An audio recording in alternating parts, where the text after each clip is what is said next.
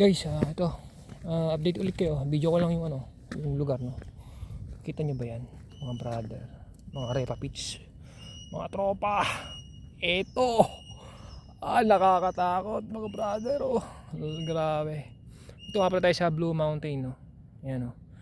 Hindi ko alam kung bakit tinawag nilang Blue Mountain to. Hindi ko alam bakit. Green Mountain to eh. Yun, mga guys, mga brother, mga sister. Hindi naman Blue Mountain eh. Lalim yan mga paro, mga brother. Sobrang lalim, nakatakot, nakaalula. So nasa bangin tayo. Yun o, bangin yan o. Grabe, taas. So ito yung nature. Sabi, ganda, ganda ng kalikasan. Zoom ko pa siya. Ito. Zoom natin yan. Wow, ano yan? Ano ba to? Wala lang, itong Blue Mountain, hindi pala to. Sabi nila Blue Mountain, hindi lang pala. Green Mountain tawag, pwede. So yan. Grabe. Ganda ng kalikasan mga brother, no? Mga repa pitch. Ganda niya, no? So mayroon pang ganto-ganto. Parang green na. Green, ang ganda. Okay siya, no? Sa Benguet, ganto rin. Malawak din yung lugar sa Benguet na pinupunta namin. Ganto rin yung itsura. Kaya parang sa Pilipinas lang din ako. Yan o. Grabe. Daming nature. Okay. Ganda. So masaya maglibot, no? O yung mga ano dyan, yung mga lonely, yung mga pinagtag sila ng tadhana. Nako, Diyos ko Marimar. Tawanan nyo lang, aeroplano pa yun. Aeroplano ba yan? Guys, aeroplano nga yun. Hindi pa, no?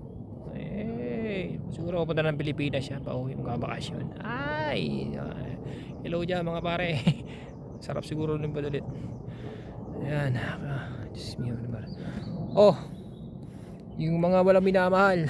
Ay, nako, Diyos mio Marimar. Labas kayo sa comfort zone nyo, no? Huwag kayong magbukmok sa loob ng kwarto, sa kama, sa sala, kung manood ng TV o maglasing, o mga babae dyan, o mga lalaki. Lumabas kayo sa comfort zone nyo. Nako, masaya ang buhay. Magsaya kayo, magliwaliw, mag-drive kayo papunta kung saan man gusto nyo pumunta. Mag-camping kayo, punta sa ganitong lugar, mag-enjoy kayo, mag-peaceful, di ba? Para mawala yung mga problema nyo, no? Yung mga bagay-bagay na mga nasasaktan kayo o nasasaktan yung mga puso nyo, let go nyo yan. Nako, magpunta kayo sa lugar na masaya, na maganda, peaceful, magiging masaya ang kaluluwa nyo. Ito, katulad nito, yan, nature, Blue Mountain. Diba? Kung nasa Pilipinas kayo, sa Benguet, maganda dun. Sa Karamuan, maganda rin dun. Diba? Camping kayo dun, saya dun. Diba? Baguio, di ba? Marami ang pupuntahan na magaganda. Huwag kayong magkulong sa kwarto nyo. Huwag kayong sayangin ang buhay nyo sa pakaiisip na iniwanan kayo. Di ba? Eto, masaya dito. Magliwaliw kayo, no? Sa mga kababayan natin na nalulungkot, gusto ng mga peaceful na lugar, ito dapat. Ito nararapat sa inyo mga guys. Okay? Nako. Pasyal tayo, ikot muna tayo. Hagaga hapon na. Malayo-layo din ang uwian natin. So siguro mga 1 and 30 minutes drive pauwi, no? O higit pa. Yun.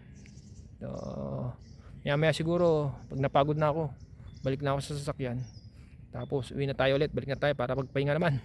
Okay guys, sana naging masaya kayo sa ating adventure dito sa Australia, sa Blue Mountain. Hindi ko na napuntahan yung hindi ko na picturean yung sa Three Sister. Ayoko dun kasi masyado matarik yung daanin. At saka ang dami-daming ahonin, no? Tama tayo dito sa ganito. Tsaka napuntahan ko na yun eh. Yung ibon, masaya siya, lumilipad. Grabe, malaya siya nakakalipad dito sa Australia. Wala man lang nanghuhuli sa kanya o namamaril. Ganito sa Australia kahigpit. Dito sila sa mga hayop dito, masyado silang maalaga. Okay guys, hanggang dito lang. Bye.